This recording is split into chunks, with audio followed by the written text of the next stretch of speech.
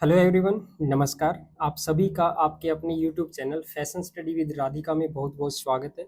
तो आप लोग कैसे हैं? उम्मीद करता हूँ आप लोग बहुत अच्छे होंगे। तो आज की इस सेशन में हम पढ़ने वाले हैं ITI CTS एम्प्लॉयबिलिटी स्किल की मोस्ट इम्पोर्टेंट क्वेश्चंस। स्टूडेंट, ये क्वेश्चन PYQ है, यानी कि प्रीवियस ईयर क्वेश्चन है। 2024 के एग्जाम के क्वेश्चंस हैं जो आपके ITI CTS के, चाहे वो क्लास एग्जाम हो, एंट्रेंस एग्जाम हो या कोई कॉम्पिटिटिव एग्जाम हो, उनके लिए काफ़ी इंपॉर्टेंट रहने वाले हैं। ओके स्टूडेंट, चलिए तो शुरू करते हैं आज का सेशन।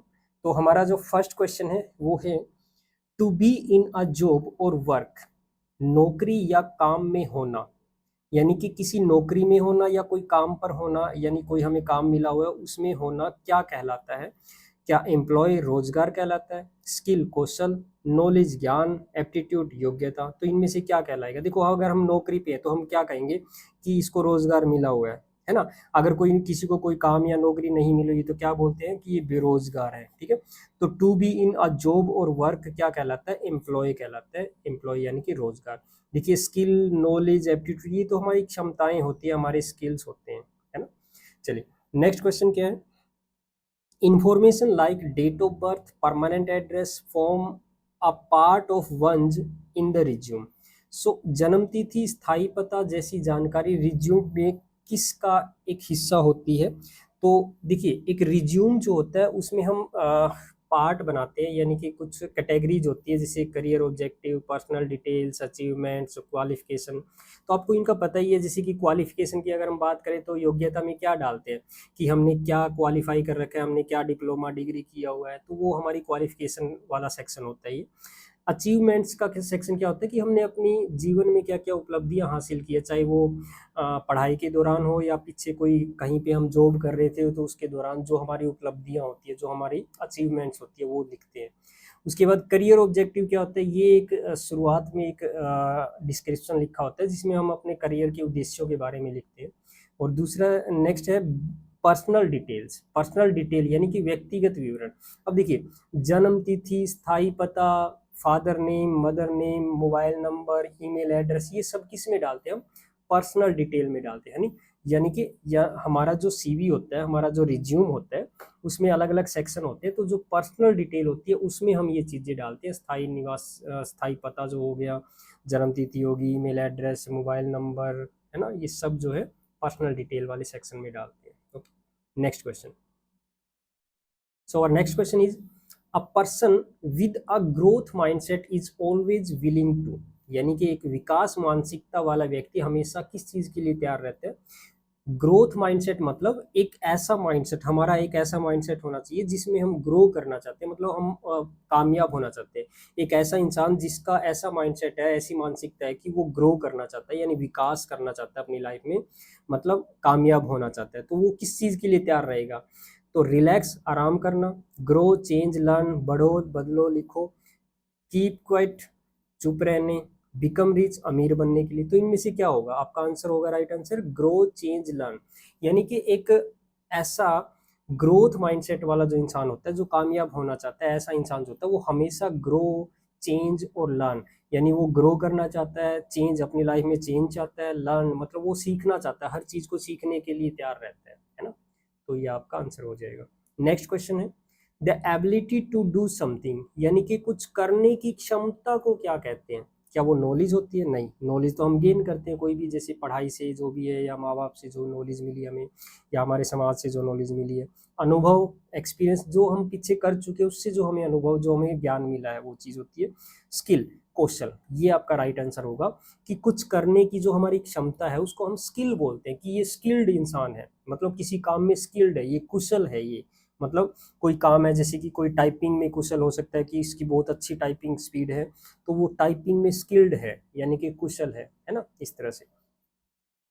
नेक्स्ट क्वेश्चन,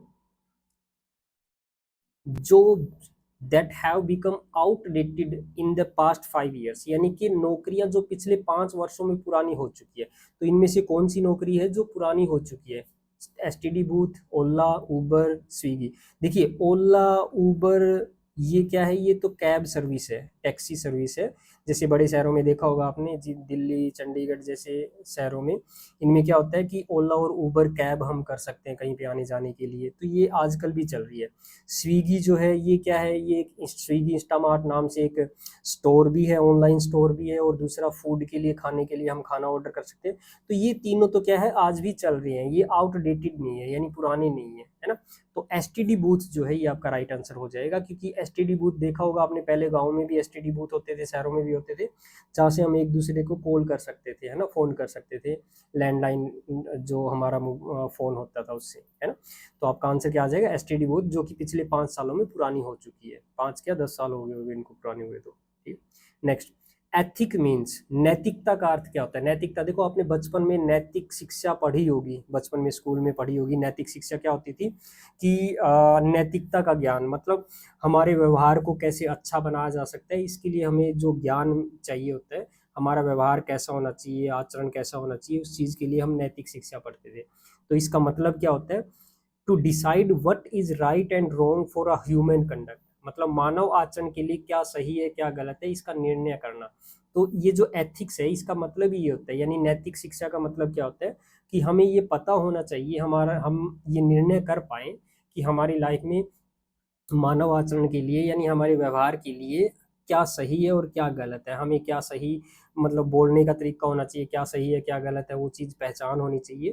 तो उसी को हम नैतिक शिक्षा बोलते हैं, नैतिकता बोलते हैं। ठीक है, तो आपका राइट आंसर क्या हो जाएगा, to decide what is right and wrong for human conduct. Okay, तो ये कोई शहर या रोजगार कौशल नहीं है, ना ही समाज से संबंधित, ये ऑप्शन नहीं आएंगे, तो आपका आंसर आ जाएगा ऑप्शन ए। ओके स्टूडेंट, चलिए नेक्स्ट क्वेश्चन देखते हैं। नेक्स्ट इज वैल्यूज आर, मूल्य क्या है। देखिए ये जो वैल्यूज है, ये मूल्य जो शब्द यहाँ पे यूज किया गया है, ये क्या है, ये हमारी नैतिक शिक्षा का ही एक तरह से मतलब शब्द है। अब यहाँ पे इसका जो मीनिंग है, देखो वैल्यू जो मतलब है या मूल्य का मतलब हर जगह अलग अलग होता है। जैसे अगर मूल्य, हम किसी वस्तु के मूल्य की बात करें, मतलब उसकी कॉस्ट की बात करें कि वो कितने रुपए की आती है, वो अलग चीज है। या मूल्य, वैल्यू, जैसे हम मैथमेटिक्स में मान होते हैं, एक्स का मान क्या, एक्स की वैल्यू क्या, वो वहां पे कुछ अलग है। लेकिन ये मूल्य क्या है, ये हमारी एक तरह से हमें जो अपने समाज से, अपने माँ बाप से, अपनी शिक्षा से, गुरुओं से हमें कुछ ऐसी इम्पोर्टेंट आदतें मिली है, हमें इतनी इम्पोर्टेंट, मतलब हमारे कुछ ऐसे आचरण मिले हैं, उन्हीं को हम मूल्य बोलते हैं। ठीक है, तो उसके लिए ये मूल्य क्या है, क्या होते हैं, इसका राइट आंसर होगा motivates our attitude and action, हमारे दृष्टिकोण और कार्यवाही को प्रेरित करता है। हमारे जो मूल्य है, यानी कि हमें जो पूर्वजों से, हमारे माँ बाप से या हमारी शिक्षा से जो हमें मूल्य मिले हैं, वो क्या करते हैं, वो क्या काम आते हैं, वो हमें मोटिवेट करते हैं, हमारे एटीट्यूड को मोटिवेट करते हैं, हमारा कैसा एटीट्यूड होना चाहिए, हम कैसे रहने सकते हैं, हमारा दृष्टिकोण कैसा होना चाहिए, या एक्शन मतलब हम कार्यवाही, मतलब हमें क्या करना चाहिए क्या नहीं करना चाहिए, इस चीज के लिए मोटिवेट करते हैं, है ना। चलिए नेक्स्ट क्वेश्चन क्या है, blank is a brief statement about purpose and principle of constitution, यानी कि ऐसा क्या है जो संविधान के उद्देश्य और सिद्धांतों के बारे में संक्षिप्त विवरण है। संक्षिप्त मतलब एक छोटा सा, मतलब कम स्पेस में बहुत कुछ बता देना, उसको संक्षिप्त कहते हैं। तो एक संक्षिप्त विवरण जो है हमारे संविधान के जो उद्देश्य है और सिद्धांतों है, उनका संक्षिप्त विवरण क्या है, सिलेबस है, मॉड्यूल है, द प्रियम्बल है, यूनिट है। अब देखिए, कोई भी बुक होती है तो उस बुक का मतलब स्टार्टिंग में एक भूमिका होती है ना, कि इस बुक में क्या क्या है, क्या उद्देश्य है, इस बुक के क्या मतलब सिद्धांत है। तो हमारा जो संविधान है वो भी तो एक तरह से एक बुक है ना, एक ग्रंथ है। तो उस संविधान में के क्या उद्देश्य है, क्या कानून है, उसके क्या सिद्धांत है, उनके बारे में एक संक्षिप्त विवरण जो देता है, वो है हमारा द प्रियम्बल, प्रस्तावना, यानी संविधान बोलते हैं ना, संविधान की प्रस्तावना। तो ये प्रस्तावना क्या है, संविधान का प्रस्तावना जो है वो, यानी कि द प्रियम्बल क्या है, एक बुक, वो जो संविधान है उसके आगे का एक पेज है, उस पर लिखा हुआ है कुछ, वो ही है, वो क्या बताता है, हमारे संविधान के उद्देश्य और सिद्धांतों को मतलब डिस्क्राइब करता है। ओके सर, चलिए नेक्स्ट क्वेश्चन क्या होगा, आइडेंटिफाई द इम्प्रॉपर टर्म, यानी कि इनमें से अनुचित पद को पहचानिए। Green pollution, water pollution, air pollution, sound pollution. देखिए ये जो तीन है ना, जल प्रदूषण, वायु प्रदूषण, ध्वनि प्रदूषण, ये एक तरह से प्रदूषण के प्रकार है ना, हमारे पोल्यूशन की कैटेगरीज है कि हमारे वाटर पोल्यूशन, जल का प्रदूषण हो गया, जल में जो जल गंदा हो जाता है जैसे नदियों का, यमुना नदी का जल गंदा हो गया। वायु प्रदूषण जैसे कि ट्रैफिक की वजह, धुआं की वजह से वायु प्रदूषण हो रहा है। ध्वनि प्रदूषण जैसे शहरों में हॉर्न बज रहे हैं, किसी का फैक्ट्रियों की आवाज़ है तो बहुत ज़्यादा ध्वनि है, उसको ध्वनि प्रदूषण कहते हैं। बट ये ग्रीन पोल्यूशन है, ये कोई एक तरह से मतलब मेन कैटेगरी नहीं है पोल्यूशन की। एक्चुअली मेन ग्रीन पोल्यूशन को हम यूज कर देते हैं कई बार green effect, green house effect में। ग्रीन हाउस इफेक्ट क्या होता है, जब हमारे मतलब इन्वायरमेंट में कार्बन डाइऑक्साइड बढ़ जाती है, धुआं बढ़ जाता है, तो उसकी वजह से एक गर्मी पैदा हो जाती है, उसको बोलते हैं। ठीक है, तो ये प्रदूषण के प्रकार है, बट ये एक भिन्न है इनमें से, मतलब एक अनुचित पद है। ओके, तो आपका राइट आंसर हो जाएगा ग्रीन पोल्यूशन। नेक्स्ट क्या है, NAPS स्टैंड फॉर, यानी NAPS का मतलब क्या है, इसकी फुल फॉर्म क्या है ये बतानी है। तो NAPS नैप्स की जो फुल फॉर्म है वो होती है नेशनल अप्रेंटिसशिप प्रमोशन स्कीम, ये इसकी फुल फॉर्म होती है। ओके स्टूडेंट, चलिए नेक्स्ट क्वेश्चन देखते हैं। Blank is major change takes place in manufacturing, यानी कि मैन्युफैक्चरिंग में प्रमुख परिवर्तन होते हैं, कब होते हैं, कैसे होते हैं। मतलब मैन्युफैक्चरिंग मतलब कोई फैक्ट्री में मैन्युफैक्चर होते हैं प्रोडक्ट, उद्योगों में जो मैन्युफैक्चर होते हैं प्रोडक्ट, तो उसमें प्रमुख जो परिवर्तन होगा वो कैसे होगा। हरित क्रांति से होगा, ग्रीन रिवोल्यूशन से। रिवोल्यूशन का मतलब क्या होता है, आंदोलन, मतलब क्रांति। तो ग्रीन रिवोल्यूशन से होगा, इंडस्ट्री रिवोल्यूशन से होगा, वाटर रिवोल्यूशन से होगा, फूड रिवोल्यूशन। तो आपका राइट आंसर क्या आ जाएगा, इंडस्ट्री रिवोल्यूशन। मतलब एक आंदोलन। देखो, अगर मान लिया हमारे जैसे कि पेड़ पौधे काटे जा रहे हैं, उनके लिए आंदोलन चला दिया कि पेड़ पौधे और लगाओ, काटो मत, तो वो ग्रीन पोल्यूशन रिवोल्यूशन हो गया, है ना। वाटर गंदा किया जा रहा है, नदियों का पानी गंदा हो रहा है, तो उसके लिए साफ करने के लिए एक आंदोलन चला दिया, वो वाटर रिवोल्यूशन हो गया। खाद्य यानी कि खाना पीना को बढ़ाओ, अनाज को उगाओ, अच्छे से ज़्यादा उगाओ, या जिस तरह से ऑर्गेनिक उगाओ, तो इसके लिए फूड रिवोल्यूशन हो गया। तो इंडस्ट्रीज में मैन्युफैक्चरिंग बढ़ाओ, यानी औद्योगिकरण को बढ़ावा देने के लिए हम एक आंदोलन चलाते हैं, तो उस आंदोलन को क्या बोलते हैं, इंडस्ट्री रिवोल्यूशन, उद्योग क्रांति। तो आपका आंसर हो जाएगा कि उद्योग क्रांति की वजह से ही तो मैन्युफैक्चरिंग में परिवर्तन आएगा, बढ़ेंगे मैन्युफैक्चरिंग यूनिट्स। ठीक है, next question, first industrial revolution started in, यानी पहला औद्योगिक क्रांति, यही इसी की बात कर रहा हूँ मैं, औद्योगिक क्रांति। वो पहली औद्योगिक क्रांति कब हुई थी, 18th सेंचुरी में हुई थी, 18वीं सदी में हुई थी। ओके, चलिए नेक्स्ट क्वेश्चन देखते हैं। हार्ड स्किल, इनमें से क्या एक हार्ड स्किल है। स्किल मतलब कौशल, और मैंने आपको पीछे भी डिस्कस किया था कि स्किल क्या होता है, एक तरह से कौशल, कुशलता, यानी कि हमारी क्षमता होती है किसी काम को करने की। तो ये जो कठिन कौशल इनमें से कौन सा है, क्विक लर्नर, यानी जल्दी पढ़ना, शिक्षा ग्रहण कर लेना, वो तो एक टैलेंट होता है। टाइम मैनेजमेंट, ये भी हमारी एक तरह से एक क्षमता तो होती है, लेकिन टाइम मैनेजमेंट एक स्किल नहीं होती। ठीक है, वो एक हमारी खुद की शारीरिक क्षमता होती है। स्पोकन इंग्लिश, ये एक भाषा का ज्ञान होता है, ये कोई बच्चा भी को भी हो सकता है। देखो, अगर इंग्लिश स्पीकिंग, तो जैसे फॉरेन कंट्री में कोई भी, जैसे इंग्लैंड का कोई बच्चा है तो वो भी बोल देगा इंग्लिश, तो वो कोई स्किल्ड थोड़ी ना है। स्किल्ड कौन होता है, स्किल्ड होता है किसी काम को सीख के वो फिर उसको मतलब करना सीख जाए। जैसे मान लिया कोई इंसान है, कोई एक तरह से फॉर एग्जांपल खेती करना आता है उसको, या ट्रैक्टर से मतलब खेत जोतना आता है उसको, तो वो एक स्किल है उसकी, है ना। या किसी को कोई मिस्त्री है, कोई गाड़ी ठीक करना आता है, टेक्नीशियन है, तो वो भी उसकी स्किल है। कोई टाइपिंग करना आता है किसी को, तो वो एक उसकी स्किल है। तो इसमें जो आंसर आएगा हार्ड स्किल क्या है, 60 वर्ड पर मिनट। WPM का मतलब होता है वर्ड पर मिनट, यानी कि शब्द प्रति मिनट। भाई 60 शब्द प्रति मिनट टाइपिंग स्पीड जो होती है वो एक स्किल है ना। तो ये स्किल में आएगा, बाकी तीनों स्किल नहीं है। Next question, to grow yourself must be, खुद को ग्रो करना यानी विकसित करने के लिए क्या जरूरी है, क्या चाहिए आपको। नो योर ऑफिस, अपने कार्यालय का पता होना चाहिए। नो योर सेल्फ, अपने खुद को जाने। नो योर इंस्टीट्यूट, अपने संस्थान को जाने। नो योर कंट्री, अपने देश को जाने। तो देखो, खुद को विकसित करना है, खुद को कामयाब करना है, तो अपने आप को जानना चाहिए ना कि हमारे अंदर क्या काबिलियत है, हम किस चीज़ में स्किल्ड हैं, या किस फील्ड में हम अच्छा कर सकते हैं, है ना, हमारी नॉलेज कितनी है।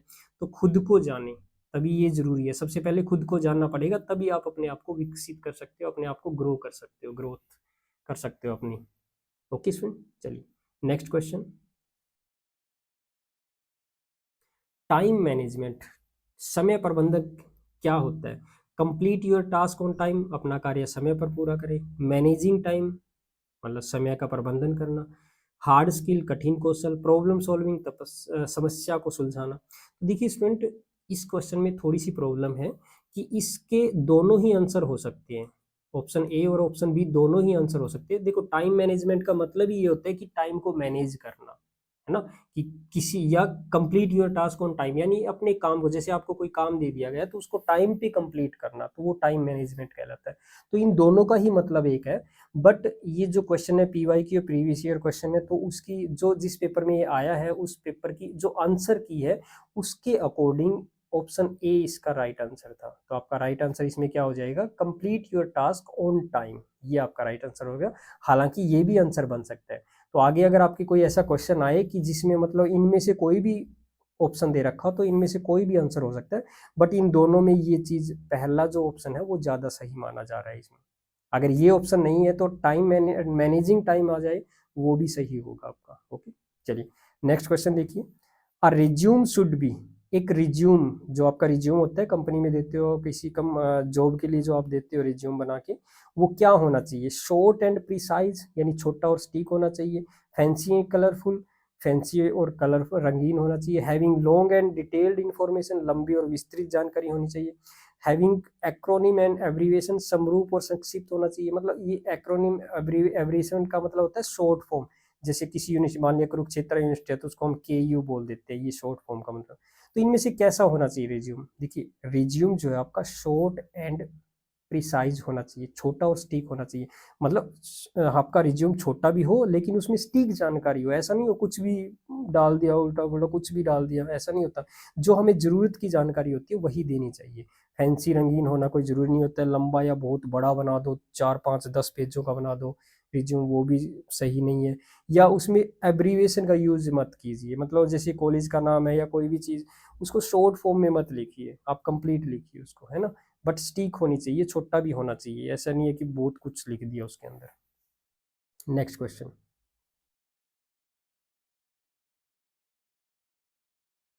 नेक्स्ट क्वेश्चन है, a written description of duties and responsibility to be carried out in a job is called. देखिए, किसी कार्य में किए जाने वाले कर्तव्यों और जिम्मेदारियों को लिखित विवरण क्या कहलाता है? क्या वो CV कहलाता है? जॉब डिस्क्रिप्शन कहलाता है, नौकरी का विवरण? रिज्यूम कहलाता है? जॉब एप्लीकेशन, नौकरी के लिए आवेदन कहलाता है? तो आपका राइट आंसर हो जाएगा जॉब डिस्क्रिप्शन। देखिए, जब मान लिया आपको जॉब मिल गई या कोई कार्य मिल गया, तो कार्य के बारे में आपके क्या कर्तव्य रहेंगे? आपकी जॉब जो मिली आपको, उसमें आपके कर्तव्य क्या रहेंगे, आपकी जिम्मेदारियां क्या रहेगी, क्या काम करना है, उसके बारे में जो लिखित विवरण होता है वो नौकरी की का विवरण होता है। मतलब जो जॉब आपको मिली है उसका डिस्क्रिप्शन होता है, उसका विवरण होता है। CV तो क्या होता है? CV रिज्यूम तो क्या होता है? जो हम कंपनी में पहले देते हैं, है ना। जॉब एप्लीकेशन क्या होता है? जो हम किसी जॉब के लिए अप्लाई करते हैं, जो एप्लीकेशन फॉर्म भरते हैं, उसको जॉब एप्लीकेशन फॉर्म बोलते हैं। और रिज्यूम, ये सारी क्या है? जॉब से पहले की है। और ये जो जॉब डिस्क्रिप्शन है वो जॉब के बाद की बात है। Okay, next question. After receiving interview call what is the next step? यानी कि जब आपको इंटरव्यू की कॉल, साक्षात्कार की कॉल आ जाएगी, तो आपका नेक्स्ट कदम क्या होगा, अगला कदम क्या होगा? तो सिंपल सी बात है, अगर साक्षात्कार की कॉल आ जाए, इंटरव्यू के लिए कॉल आ जाए, तो आपको इंटरव्यू में जाना पड़ेगा। तो आपका नेक्स्ट जो स्टेप रहेगा वो अपीयर एट इंटरव्यू होगा, यानी कि इंटरव्यू में उपस्थित होना, है ना, साक्षात्कार में जाना, ये आपका नेक्स्ट स्टेप होगा। Prepare resume, send application letter, resume send, ये चीजें पहले की होती है ना। Next question. Choose suitable WH word for the given sentence. Blank animal do you like. देखिए, WH वर्ड क्या होते हैं? WH वर्ड होते हैं जैसे कि why, who, where, when, which. ये जो है ना WH से शुरू होने वाले जो है क्वेश्चन, क्वेश्चन वाले सेंटेंस में जो यूज करते हैं हम क्वेश्चन करने के लिए, जो हम वर्ड यूज करते हैं मोस्टली, तो ये WH वर्ड होते हैं। तो इनमें से क्या आएगा यहाँ पे? देखिए, विच आएगा, वाई आएगा, वेयर आएगा, व्हेन। देखो, विच, वेयर, वाई का मतलब क्यों, वेयर का मतलब कहाँ, मतलब जगह पूछी गई है, व्हेन का मतलब टाइम पूछा गया है। अब ये कह रहे हैं कि आप पशु को लाइक करते हो, यानी कि जानवरों को लाइक करते हो, एनिमल को लाइक करते हो, तो क्यों करते हो? अगर ये वर्ड हम यूज करें तो why do you like animal आएगा इसका, है ना। ये क्वेश्चन क्या बनेगा sentence, why do you like animal पीछे होना चाहिए, बट एनिमल आ गया तो ये यहाँ पे जो वर्ड आएगा वो विच आएगा। Which animal do you like, मतलब आप कौन सा पशु पसंद करते हैं, है ना। मतलब पालने के लिए लगा लो या जो भी है, घर पे आपके पशु है तो उनमें से कौन सा पशु आप पसंद करते हो, कौन सा एनिमल आप पसंद करते हो, आपको कौन सा एनिमल पसंद है, तो विच वर्ड यहाँ पे सुटेबल होगा। Okay, next question, choose the correct punctuation mark after the word Rohan in the given sentence. देखिए एक सेंटेंस गिवन है, उसमें ये बताना है कि रोहन के बाद आपको कौन सा मार्क यूज करना है, इनमें से कोमा यूज करना है, पीरियड यूज करना है, स्लैश, हाइफन। तो देखिए यहाँ पे क्या कह रहा है कि Rohan, David and Ram are playing hide and seek, hide and seek खेल रहे हैं, ये कौन कौन, रोहन, डेविड, राम। अब देखिए यहाँ पे रोहन, डेविड, राम, डेविड और राम को तो एंड से अलग कर दिया, लेकिन रोहन और डेविड के बीच में भी तो कुछ होना चाहिए ना, या तो एंड लगाएंगे, बट एंड दो बार यूज नहीं करते हम। तो जब हम दो दो लोगों को का काम होता, मतलब दो खेल रहे होते तो हम डेविड एंड राम बोल देते, बट यहाँ पे तीन पर्सन खेल रहे हैं ये हाइड एंड सीक, तो इसके लिए हम क्या करेंगे, रोहन के बाद कोमा लगा देंगे, Rohan, David and Ram are playing seek, तो यहाँ पे राइट आंसर क्या आ जाएगा, कोमा। अब देखिए जो पीरियड है ये तो कहाँ पे यूज करते हैं, स्पेस के लिए यूज करते हैं, स्लैश जैसे दो एक ही शब्द के एक ही अर्थ के लिए दो वर्ड यूज कर रहे हैं तो वहाँ पे स्लैश लगा देते हैं, हाइफन यानी ये डैश कहाँ लगाते हैं, दो वर्ड को जोड़ने के लिए लगाते हैं, तो ये कोमा वर्ड आपका आंसर आ जाएगा यहाँ पे, right. Next question, choose the correct response for the given question, how have you been. How have you been का मतलब है कि आप कैसे हैं, है ना।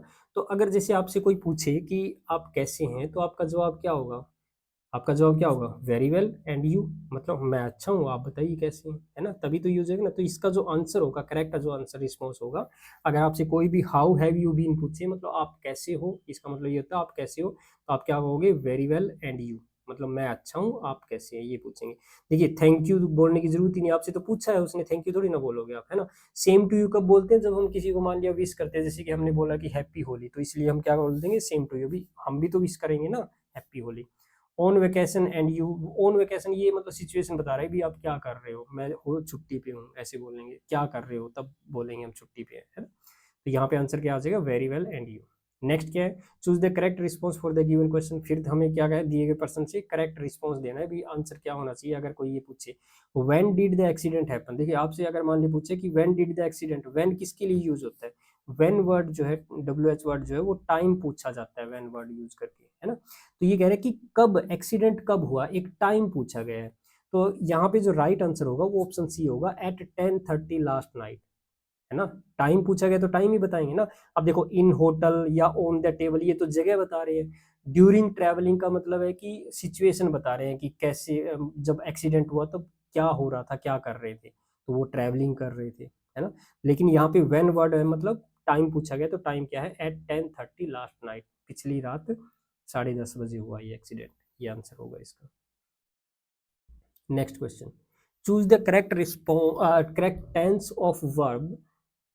आपको verb, correct tense of verb choose करना है कि I blank music when I was child, to learn music, I am learning music, I will learn music, I had learn music, तो इसमें क्या आएगा, इसका आंसर क्या आएगा, आई हैड लर्न। देखिए ये कह रहा है कि जब मैं छोटा बच्चा था तो उस टाइम मैंने म्यूजिक सीखा, तो देखिए लर्न किस लिए यूज करते हैं, ये तो प्रेजेंट के लिए सीखते हैं कि मैं म्यूजिक सीखता हूँ, आई लर्न म्यूजिक, मैं म्यूजिक सीखता हूँ। आई एम लर्निंग म्यूजिक मतलब मैं म्यूजिक सीख रहा हूँ, मतलब करंट में चल रहा है वो। विल लर्न मतलब मैं सीखूंगा, म्यूजिक सीखूंगा, है ना। और हैड लर्न मैं सीख चुका हूँ, तो इसका मतलब क्या है कि हैड लर्न ये पास्ट की बात कर रहा है। I had learn music when I was child, मतलब मैंने म्यूजिक सीखा था जब मैं बच्चा था, right. Next, curriculum vitae is also known as, तो इसका देखिए हम शॉर्ट फॉर्म यूज करते हैं ना करिकुलम विटे के, सीवी, सीवी, सीवी किसे कहते हैं, रिज्यूम को कहते हैं, तो आपका राइट आंसर क्या हो जाएगा, ऑप्शन बी। नेक्स्ट क्वेश्चन,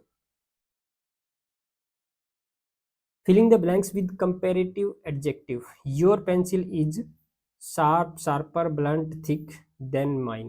देखिए यहाँ पे कंपैरिजन किया जा रहा है, आपको पता है कि कंपैरिजन जब करते हैं तो हम कंपैरेटिव एडजेक्टिव यूज करते हैं। देखिए एडजेक्टिव तीन तरह की है यहाँ पे, एक तो होता है सिंपल एडजेक्टिव, सिंपल, दूसरा होता है कंपैरेटिव, कंपैरेटिव, है ना। तीसरा होता है सुपरलेटिव।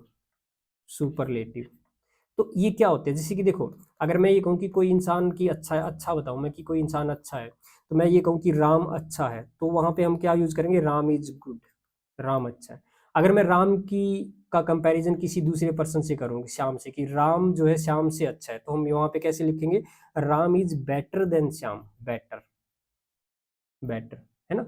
या सुपरलेटिव यानी बहुतों से कंपेयर किया जा रहा है, बेटर मतलब बेस्ट, मतलब राम सबसे अच्छा है ना। इसी तरह जैसे मान लिया टॉल वर्ड यूज करते हैं, लंबा है, राम लंबा है तो टॉल यूज करेंगे, है ना। श्याम से लंबा है तो उसके लिए हम टॉलर यूज करेंगे, टॉलर। सबसे लंबा है उसके लिए हम क्या करेंगे, टॉलेस्ट, टॉलेस्ट, सबसे लंबा है ना। तो ये क्या होते हैं, ये एडजेक्टिव होते हैं सिंपल, फिर ये कंपेरेटिव और जब दो का कंपैरिजन कर रहे होते हैं ना, दो वस्तुओं का या दो मनुष्यों का अगर हम कंपैरिजन कर रहे होते हैं, दो व्यक्तियों का, तो उस टाइम हम कंपेरेटिव एडजेक्टिव का यूज करते हैं जिसमें ई आर पीछे लगा होता है। तो यहाँ पे क्या आ जाएगा, sharper. Your pencil is sharper then mine, मतलब आपकी पेंसिल जो है वो मेरी पेंसिल से शार्पर है, ज्यादा तीखी है, तेज है ना, नुकीली ज्यादा है। ओके, तो यहाँ पे योर पेंसिल और माइन पेंसिल दो का कंपैरिजन किया जा रहा है। नेक्स्ट क्वेश्चन है, filling the blanks with correct future tense of verb. देखिए फ्यूचर टेंस यहाँ से आ गया कि future tense of verb use करना है, वर्ब की फ्यूचर फॉर्म का यूज करना है। वी टू गो जू आफ्टर ब्रेकफास्ट, वी वेंट जो जू टू जू, वी आर गोइंग टू जू, वी हैड गॉन जू, वी विल गो टू जू। तो यहाँ पे आंसर क्या आ जाएगा, वी विल। देखिए फ्यूचर की बात कर रहे हैं कि वी विल गो टू जू आफ्टर ब्रेकफास्ट, ब्रेकफास्ट के बाद हम चिड़ियाघर में जाएंगे, है ना, नाश्ता करने के बाद हम चिड़ियाघर में जाएंगे, तो विल गो आपका आंसर हो जाएगा। ओके स्टूडेंट, तो आज की वीडियो में इतने ही क्वेश्चन, तो उम्मीद करता हूँ कि आपको ये सभी क्वेश्चन अच्छे से समझ में आ गए होंगे। तो आगे की वीडियो में हम आगे के क्वेश्चन करेंगे, तब तक के लिए ओके बाय, थैंक यू।